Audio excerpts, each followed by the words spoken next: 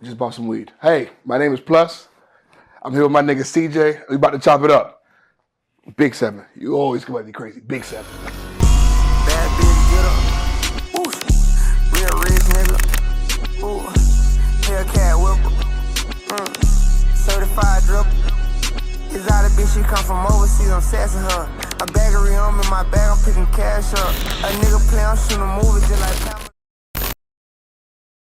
I'm here with Plus, yeah. Plus, man. How you feeling, fam? Man, you know how I'm feeling. We've been together all month. Okay? For sure. Feeling good, brother. I'm feeling good, man. For sure. Hey, man. You know, as a Heat fan myself, I'm so, hey, you gotta be sad, gotta be sorry, man. Man, but you know what real niggas do, man. You gotta rep with shit good, you rep with shit bad. Exactly. We took this L, but it's still on me.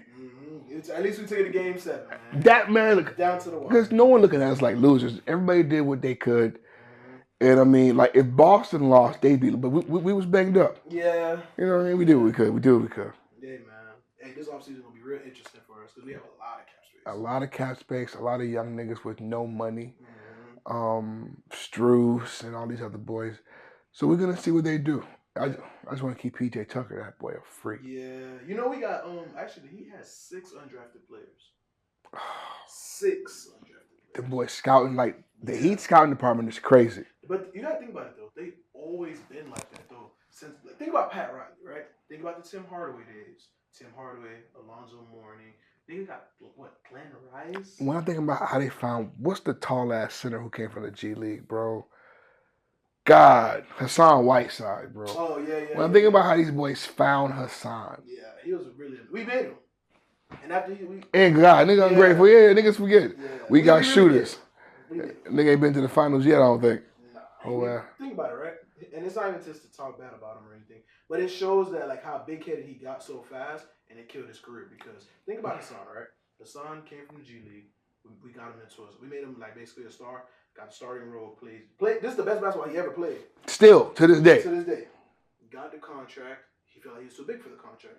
He left, went to Sacramento, and his career just been. I don't even think he's in the league right now. And in hindsight, bro, knowing that the whole back and forth with Wade was about this nigga, bro. Yeah, that's really. You know what I mean? That's crazy. You know what I mean? Like, eventually, the reason why they couldn't pay Wade, they was $40 million short of paying Wade his money. Yeah. This nigga, bro. Yeah, and he still didn't. This nigga, bro. He wasn't even considering. Almost ruined the relationship with a franchise forever. This nigga. All because of this dude, man. Think about it like this, right? So now, Eric Spoelstra being the coach that he is, he's not a sucker. He's not gonna beg for nobody, bro. That's a boss as a coach. You see what I'm saying? So when it's your time to go and he finds a new talent and he found Bam, as your jersey is. Bam. We got Bam. It was like, hey, bro, he's younger. And Bam looks happy. Yeah, but think about it. Bam is literally he plays a 5, but he could come down with the ball as a 1. So it's like, Hassan, you can't even really dribble. You get beat sometimes. Nah, bro, he was a slam dunk blocking nigga. He ain't got no finesse moves, none of that dribble. Bam's one of those dudes. I wish the boy was 3 inches taller, but whatever. Yeah, whatever. You know what I'm saying? But if he was 7 foot, that'd been perfect. So plus, you know, obviously, that was enough basketball talk. So let's talk about your upbringing, man. Let's talk to us, man. Plus, where you from? From North Miami, Florida. Oh yeah, what was it like growing up out there? Growing up in North Miami was interesting because I remember like leaving high school and being surprised that this many white people live in Miami. It's like I grew up in North Miami. Right. It's nothing but like residential zones. Right. For the most part, a few Cubans sprinkled here and there, more African Americans sprinkled around, but for the most part, North Miami was really residential. And Haitian, I only saw white folks when like the mailman came through type shit. Yeah. Or like teachers at school type shit. So for the most part, like my whole block, the block on the left and the right, all black. But it was you know, like I was growing up at the tail end of all that Haitian Day shit. So like I remember like when I was going to middle school, niggas were telling me, hey, Haitian niggas get jumped, be careful. But when I got there, it literally just wrapped up. Right. It just wrapped up. I mean, don't even like niggas, because we were the generation of niggas that like were fighting. Right. You understand? So like niggas wasn't jumping zones, you were just fighting with the zones. It's evolution. Yeah, niggas was fighting every lunch. And when I say niggas, I mean niggas, not me. Right. You're not talking talking about. No, I got to specify that I was an observer in the gang shit. That boy just stood to the I was a third party. Oh, okay. Niggas fighting today, boy. Niggas big thumping at their lunch. But no, it was interesting though, because as residential as North Miami was, it still just felt like a lot of hood shit going on. Right. You understand? Like I would pull up to NMB, hang out with my homeboys in VP, niggas doing gangbangs in the stairwell. Like nigga NMB Iba Munuye, bro. NMB niggas are inhuman, bro. Niggas they ain't like us. Nah, for sure. So did you ever, so I know you was mainly an observer. Did you get into any fights like at all growing up? I got into fights, but like nothing that like was on some riding for my side shit. Just random school shit. Do you remember like maybe one particular fight that like to this day you maybe could never figure out why you guys fought? No, I'm not gonna lie to you. Every time I fought or got my ass whooped, it was talking too much shit. Bro, there's this girl, Wendy Florida. Great woman. I still remember Wendy. Me and Wendy still, Facebook talk. Nigga, Wendy brought this big ass umbrella to the schoolhouse. Big ass black and white umbrella. I start firing up. God damn, your umbrella big as fuck. What's going on? She say, don't talk about my umbrella. It's my mama umbrella. Motherfuckers just laughing. I'm like, well, who your mama is, nigga? The penguin from Batman? Oh, shit. Wendy, don't say no more words. Wendy, take off on my ass. Wendy, she's swinging it. Oh, Wendy beat my ass in front of the whole school.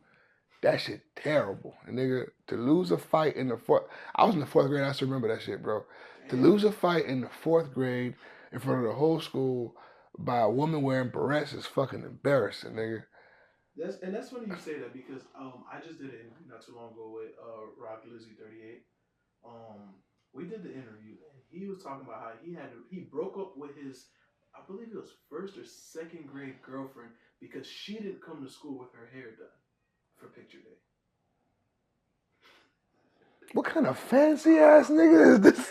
Yeah, hey. And what makes the thing funny is he said, if your mom didn't care enough to get your hair done for picture day, and my dad was grateful enough to go get me a tape before picture day, I can't be with you. Because your family don't care about you. See, like whenever I hear shit like that, I know I'm not parenting hard enough. How you give a nigga 7 years old that kind of standards, bro? Like that's crazy. How a nigga was bitch, if you ain't got your baby hair laid together, I mean, come on, at 7? At 7, 8 years old. Nigga's amazing. He broke up with her, and he said to this day, like, it's still funny because, like, bro, like, who thinks like that? Because if you that nigga at 7, this nigga must be a gremlin now. Yeah, oh, definitely. Okay, all right. I'm gonna Google this nigga because he gotta be a gremlin by now.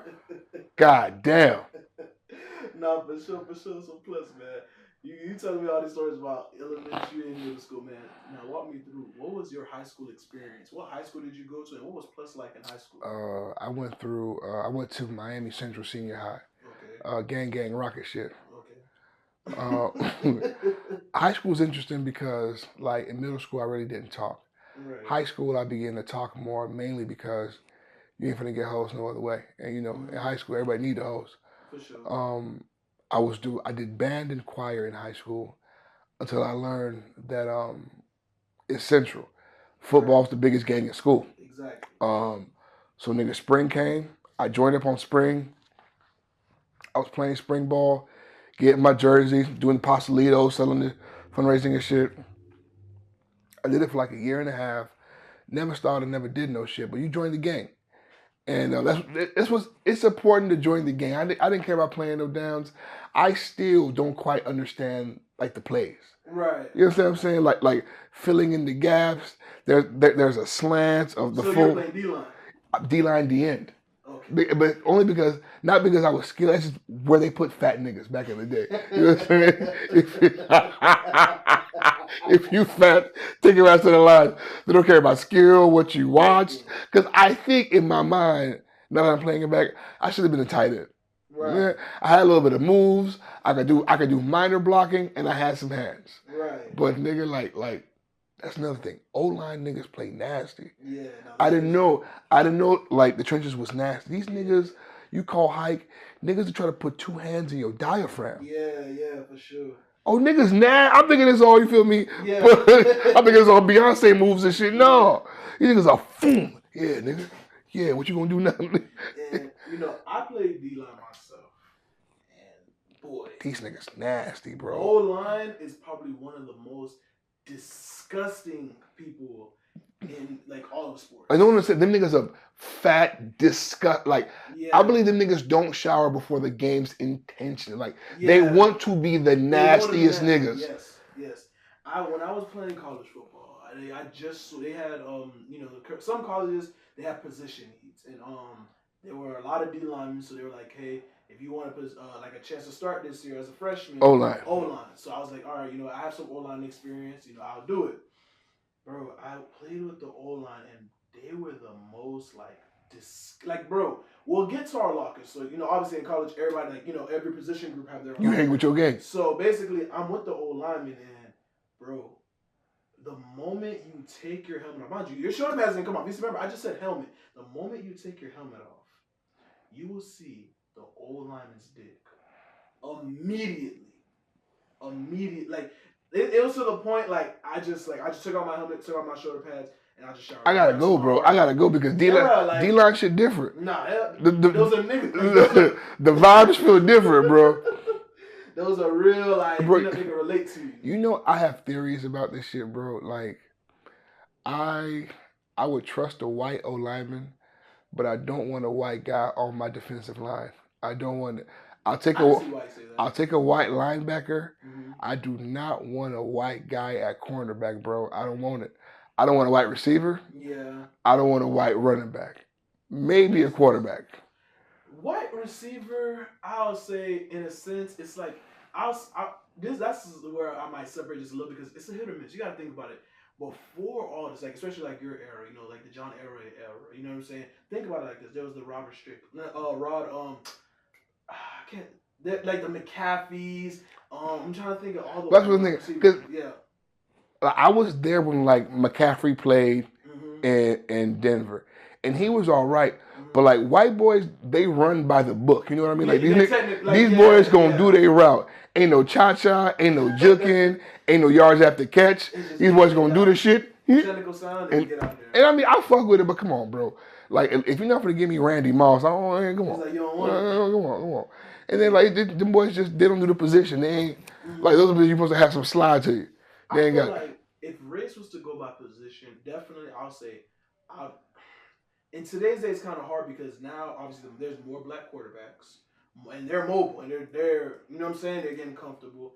I'll definitely take a white O-lineman before I take a white D-line. I mean a black D-line.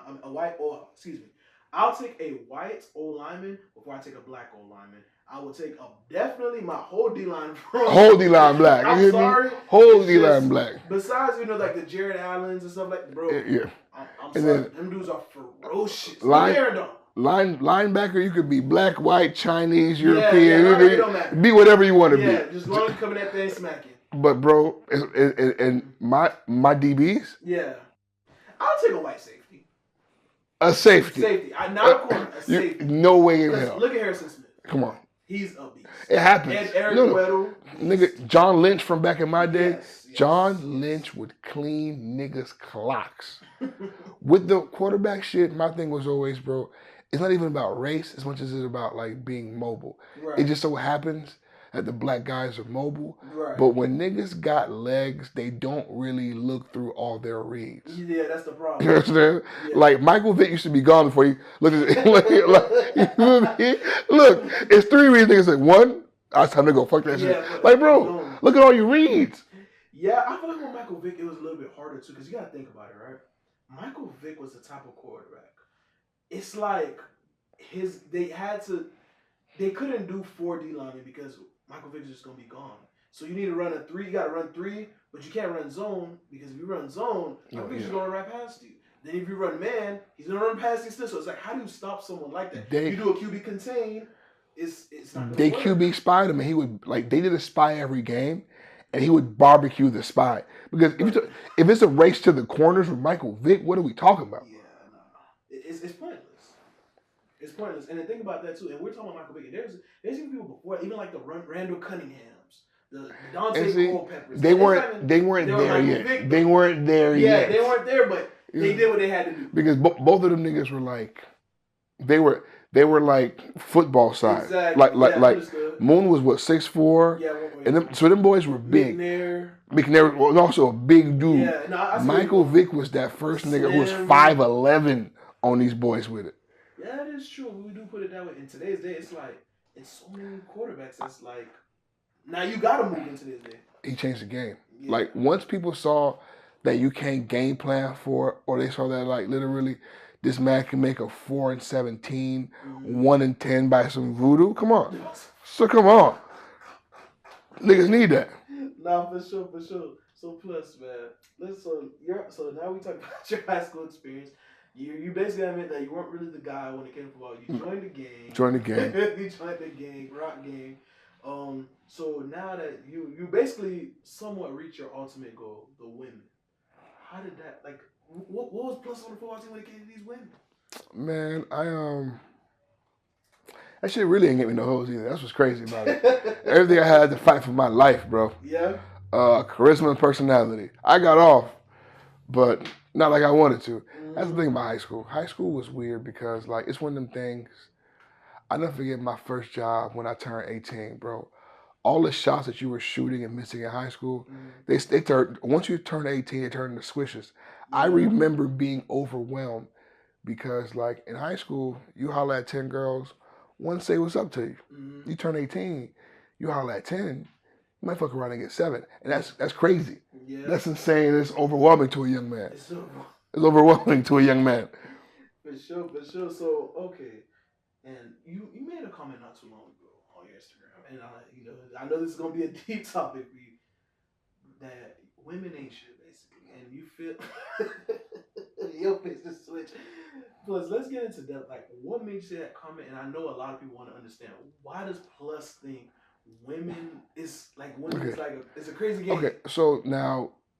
First of all, women ain't shit was a summary, okay?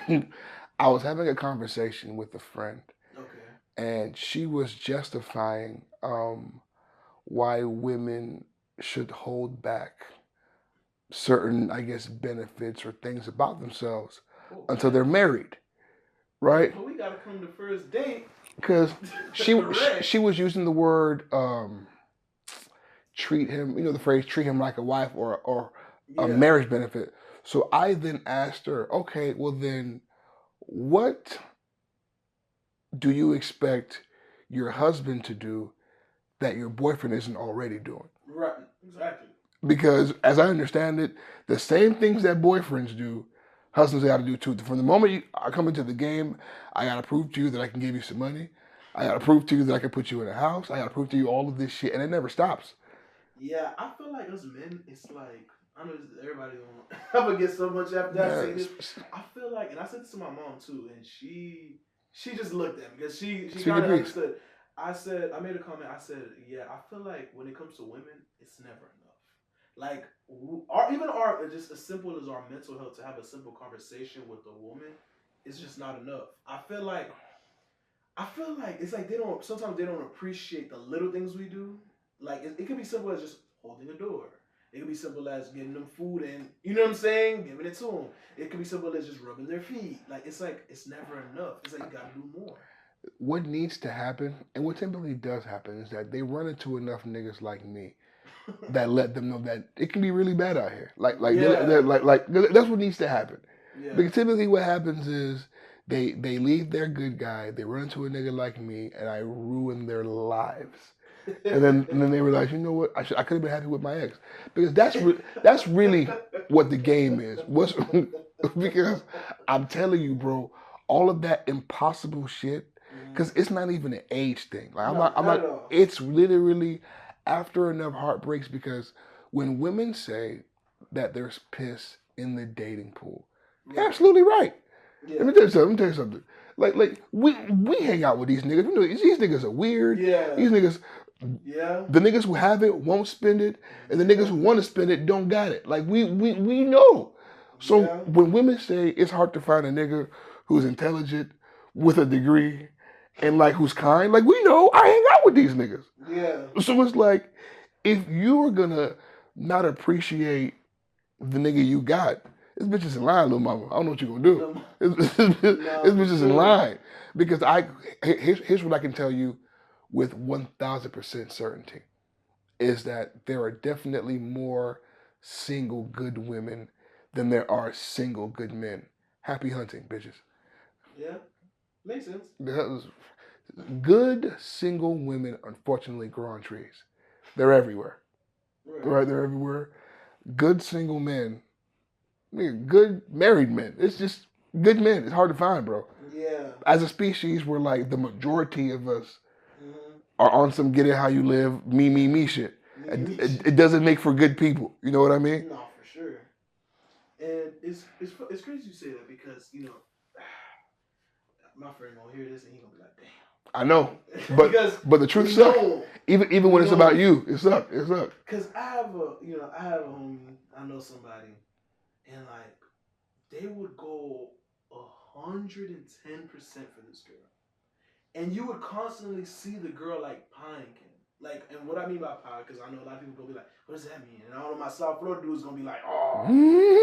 When you get pied, it's a term that we use down south where when you get pied, it's like a huge rejection. Like he would get like it's like it never was enough. I would see him buy her stuff. I would see him do so much things for this girl, and she would still do whatever she wanted to do when it's all said and done.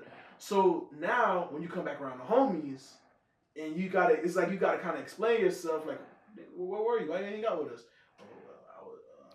That nigga, and that's how I started. He needs an intervention, bro. Because niggas like him ruin the ecosystem. You can't do this. And we had this conversation. You can't do this because here's the thing: if there was ever a chance of her, you know what? This nigga is actually not that bad. She can never. Yeah. She will never. Because you're not somebody that she has to like regain access to. Sure. You're making yourself available, open and stupid until she ready. You just here open and dumb as fuck until she ready. Nah, that's for sure. And I feel like personally, when it comes to that type of stuff, and it's like no matter, and it's crazy, as sad as it's gonna sound, is no matter how many times you talk to this person about it, they just look at you crazy. But when it's over, it's the scratch on the head. It's like they try to forget. Some people they try to forget everything that just happened. Some people, you know, with the expression, smart people learn lessons from life. Smarter motherfuckers learn lessons from other people's lessons. Right. Some people just need to go through it. Like he just really needs. Unfortunately, once he comes through the other side of his heartbreak, he ain't gonna be the same nigga no more, and that's unfortunate. But also, it's not her fault either. I mean, like you can't make her like that nigga, man. Nah, it was a learning lesson for that, bro. That nigga outside of her window with the radio. I just wanna live with you tonight. That shit not working. And you know what's crazy? And think about it like this, right? At least we talked about this not too long ago. At least in my day, when we get our heart broken, it's like our heart is broken, but we could go back on Instagram, we could go on a dating app, we could go on social media, and we could find a next girl. You see what I'm saying? And that could go for women as well.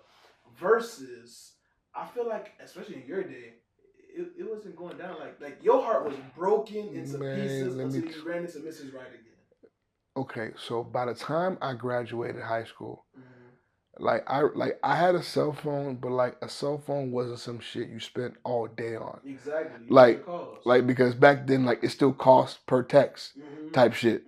So it's like if you wanted to see women, you still had to go out into the streets and do your thing. Yeah. So it's like the ability to just go scroll and see another bitch like that's I haven't been through a breakup yet like that. That must be amazing. That must be amazing. I can go fuck this bitch. I can go fuck this bitch. I don't need to. That must be amazing. And I feel like, because me personally, obviously, I grew up in South Florida, and I'm at the age where I'm 22. Where versus when I see certain people, right, they get their heart broken, or they just they're done with a girl, or a girl's done with him. You see how fast they move to find the next person. versus like, for example, like my mother. You know what I'm saying? She was raised in the 80s, in the 80s, early 90s. When her and my father, officially left each other, she was not on the dating scene at all. From at least what I know. You see what I'm saying? Because I never seen no dude in the house. Like she that's one thing she never like. It's like the move on was so like it was like something that she really had to think about. See what I'm saying? It's a different time. Exactly. Because also, like back in the 80s, there was still some shame associated with being divorced and being a single mother. Right. Like now it's the norm. Like now, if you see a bitch pregnant and dating, bro, you ever see a pregnant bitch on Tinder? Like it's out here. It exists. Because and people will tell you, mama gotta eat too, she needs hers too, but nigga, like they would stone you in the 80s. And it's crazy because you see how you said mama gotta eat too. And think about this too. We're in an era where girls would literally say, think about it, I know you heard this. Well, I don't really like him like that, but I gotta get my nut too. I keep telling niggas, bro, you niggas have done it. You have crossed the line. And we have a generation of women who are savages, bro. Yeah. There was a time where they couldn't play our game, but they have been hurt past the point of no return. These women are never going to be the same. We have broke them, okay? And it's different now. Prepare to deal with goons. Prepare to catch a nut and her have your Uber downstairs. These are the goons that we wanted. Before it's even... I'm trying to tell you, nigga. You know, I did my interview with Miami Got Jokes not too long ago. And he said, he basically summed it up. He said, women in today's day, like back... All right, let me restart it. He said, back then, when you break a woman's heart, it's like, yes, you won the game kind of thing. Versus in today's day, when you play a woman... He said it's like these women are evolved. They're Power Ranger boozers. So like the way they're gonna manipulate you, the way they're gonna play this game, it's like you're playing yourself. It's no point. It's no point because that's the thing. Like as a man, if you're a man who's been faithful in your relationship, if you break up today, the fastest you can regain that roster is a week. Yeah. The absolute fastest. Okay? Yeah. If you're a magician, a few days. Because you've been faithful. Yeah. Ain't no hoes waiting on you. Yeah. As a woman, bro, if you break up with a nigga today, post on Instagram tonight that you single. It's niggas at your crib by 2 a.m. And it's crazy that you say that because, bro, I've seen so many... These dudes would do... It's absurd. Like, these dudes will do anything. I repeat, they'll do anything to be right next to your girl. Like, anything. I'm going to keep it a stack with you. It's like 5 women right now that I know. Some I dealt with before, some I haven't yet. Right. And you're on my boyfriend list. Like, I mean, I want to respect your shit because I respect you. Yeah. But the moment I sense any unhappiness, I'm at your neck. I'm at your neck. And it's just not my business, bro. What you got going on with that, man? Because that's the thing. Like, when you date a fine bitch, that's the price. Yeah, exactly. That's the price is you can't lack. You got to do your push-ups every day. Because you never know what you have to fight a nigga for. You never know. When you date fine, do push-ups, do sit-ups because niggas want your bitch. What you gonna do? Yeah, that's true. And it's crazy that you say it because it's like, think about it like this, right? See how you said you as like you're admitting it like okay. I mean, just know it's about 5 niggas. If you argue with your wife tonight, be careful. Be careful. Stop playing. I feel like a lot of these dudes and a lot of these people, man, they like okay, they'll disrespect they'll disrespect their lady. It's like, and that's one thing I will say us men that we do. It's like some levels that we take it to. Well, I don't take it there. Yeah. I see some levels that certain dudes take it to. I'm like, bro, if I be your, like, you know what I'm saying? It's like, it's not even so much because I want her, but I just think if a girl ever treated me like that, do you understand? Like, her feet might get rubbed on, her back gonna get rubbed, might put some candles out. You know what I'm saying? You'll get so romantic for These boys don't understand that they're in constant jeopardy. Every day. Because, and this is the thing, like, I've also learned, like, it's not even enough for a nigga to have, like, all the hoes. Like, a nigga can have all the hoes and still want your hoe. You know what I'm saying? Like, niggas are sick. niggas is sick. Yeah. Niggas walk to the club with 9 women. You walk in the club with 1, and he's still at your 1. Exactly. Niggas are animals. Because you gotta think about it. All those 9, it don't even compare to that 1. To that 1. That 1. And honestly, you know, like 1 unconquered pussy is worth the 9 that you've already hit. Exactly. It's the same equivalent. Mm-hmm. The 9 is whatever. Yeah. Yeah. No, for sure. And one thing I do want to touch on before we change gears, one thing I'll say, and I gotta get this off my chest when it comes to women. This is one thing I will never understand. And plus, you have kids. Yeah, and you've been in, so you have enough experience to talk about this type of stuff. Let's talk. So, think about it like this, right? Obviously, you had, obviously when you had your firstborn, it was a boy, right? Mm-hmm. In your mind, I don't know, maybe like, okay, yeah, maybe at the time she was the one, whatever the case may be. But think about it like this, right? At that time when you had your kid, it was like, okay, maybe in your brain, okay, I gotta start a family now. Like a real, you know what I'm saying? Yeah. In today's day, let me tell you something. That boy didn't even let me finish. In today's day, you would literally, like, I've seen it. Girls will go into labor by themselves. I've seen, like, I feel like this era that I'm in, and it sucks that I'm like, even at the age I am, it's like everything is so, it's like you gotta be so prideful. You gotta put your grown man on or grown woman on. Like, I've seen so much like differences versus like, basically it's like no one's adults anymore. You see what I'm saying? Versus in your era, it's like once you got that girl pregnant, you had to stick by her as long as you could. First of all, I'm one of those folks who feel like wedlock is just some shit that people just didn't talk about. Right. But I feel like as long as motherfuckers have been alive, like people have been having kids with people that they hate or don't like. Right. But pregnancy is one of them things, bro, like it's just a really difficult 9 months. Yeah. And it's like the only way to make it through the 9 months is if you love her. Right. If you don't love that bitch, you will not make it out of the 9 because they're terrible. They're needy. They fat. And it's just that, like, and they're going through a lot, like, right. Hormonally, they're just going through a lot, period. It's pain. So it's like, to care for somebody and stick it out, like, it requires, like, love. Right. And if it's just somebody you were fucking, you ain't gonna make it, big dog. No. You ain't gonna make it. And it's like, on the flip side, like, they're at one of the most emotional times in their life. Right. So it's like, if they aren't treated right, like, you'll never forget that shit. Exactly. So how are you supposed to be with a nigga that treated you like shit your whole pregnancy? It's like, it's really easy. Like, that's why you see so many fucking single women with 2-year-olds. Like, because it's really easy to break up from that I'm pregnant to baby's here time. Yeah, because, and I know a handful of women, and they doing their thing by themselves. Like, well, the choice they got. But it's like, well, the choice they got. They don't have no choice. All right. Well, the choice they got. Yeah, like, and like, shout out to my mom, because the way she raised, like, me and my sister, she raised us, like, as if we had to be tough, everything we did. You see what I'm saying? Because she was tough. Yeah. You see what I'm saying? My mom used to tell us stories about how many times she used to cry when we went to sleep and all types of stuff. If you ask me, I've seen my mom cry.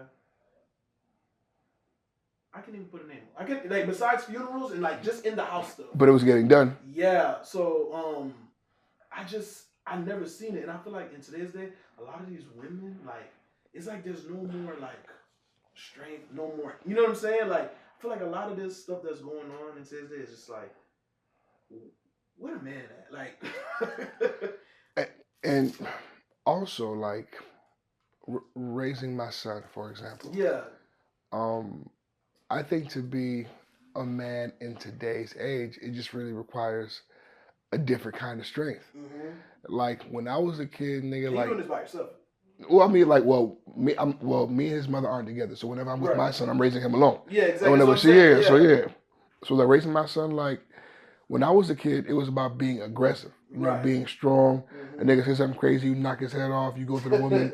But it's like that's not the kind of man that can survive nowadays. Right. You understand? So like that, even the whole be a man shit, like teaching my son to be aggressive and all that shit, it just isn't gonna serve him well in this puss ass world. You have to be you kind of have to be a guy who can do both, or know when. You have to know when and where to do that shit, bro. Exactly. It's shit different. So it's like, to answer your question, I mean, yeah, boys are being raised and trained differently. Yeah. They're having to adjust and adapt. Exactly. And that has its consequences. Mm-hmm. You know what I mean? Like, if like no bullying means no fights in school. No fights in school means these grown ass men can't fight. Like, yeah. It's cause and effect. It's cause and effect, man. Yeah. Like niggas learn how to fight in school. No, that's true. If we ain't doing it there, what we doing today? No, that's for sure. So let's wrap things up with that conversation. Let's talk about the Haitian Hilarious Tours. Plus, you went, yeah. There you go. That's how tired I am. Yeah. Plus, Success Junior, you guys have been getting sponsorships from Bel Air. Yeah, man. Let's think about Bel Air. Just that's one of the bosses. You know what I'm saying? Like Bel Air, and plus one Miami Spine, Moonlight Kai, boss man. You gotta tell me, man, how does it feel to finally complete a big tour in big cities? You're in LA at the Laugh Factory. Yeah. So many legends. Yeah. You're on Broadway. Yeah, boy. Think about it. And this is the first time a lot of these events, they're even allowing Haitian comedians, and you sold out majority of your venues. Walk us through, man. How does it feel to be basically a walking milestone? Man, it feels, I'm always focused on like doing the work. Mm-hmm. And it just feels good knowing that like good work is being done. Right. Everywhere we went, we made good impressions, got business done, had amazing shows, mosh pit shit. You know what I mean? Whenever you could turn a comedy club into a party is one of them things. I'm proud of the work we did, man. I'm happy with it. Mm-hmm. I'm gonna rest and really reflect on it. But like as it feels right now, just the day after shit, I feel good about it, man. I'm proud of what we did. Yeah, man, because, bro, Broadway's a big deal, bro. Broadway, Hollywood Boulevard. Yeah. And I didn't even talk about Atlanta. Oh, God. We just wrapped up Atlanta. Plus, man. That shit was special, bro. Yeah, like it was Texas. special. It was and it special. Wasn't even like you did little cities. You did big cities, small. We did all this. Big we did markets. 12. So 12. Plus, what's next for Plus Pierre, man? Man, getting some sleep. First and foremost, I'm asleep. But I know like we met 1 million people in May. So I have to go back and shake hands, kiss babies, make connections, and make some deals. Key type stuff. You understand? But then I gotta see. What's next, man? I got a plan for next. I wanna start writing on some new material, so I gotta start hitting the open mics again this year. Right. And grinding it out so I can have some new shit for next year. So it's just rinse and repeat. Bigger and better. For sure. Plus, man, it was a pleasure having you on Chop It Up, man. My nigga's always a pleasure. I want to thank you, and even so everybody can get this in. It was a pleasure working with you on tour. I honestly got to do an interview myself, so I will be talking about the tour from my point. I need to see it. So I want to thank you, Success Junior. I want to thank Tino's son. I want to thank Vlad. I want to thank Haitian Jonas. I want to thank Marla. I want to thank everyone that it had its roller coasters, but we finished it strong, and I feel like it built like a certain bridge where now it's gonna be straight, just smooth sailing. Like everybody know each other now. At first we was trying to see what pieces could connect. Now everything is connecting the way it's supposed to. You have to blaze the trail first. Yes. Right, and now that the trail's been blazed, now we just get to perfect this shit, and that's exciting. And we didn't even get to tell the people yet. That documentary, we didn't even get to talk about. These boys cooked us a documentary so fine, and just from what I've been seeing, some of the quality, some of the moments, I'm excited to bring this to you guys. Man, find me Plus Daddy Instagram, Plus is Funny on TikTok, Facebook, my business for my mom and shit. But yeah, pull up on me. Got more dates, more videos, more shows, more hoes. Pull up.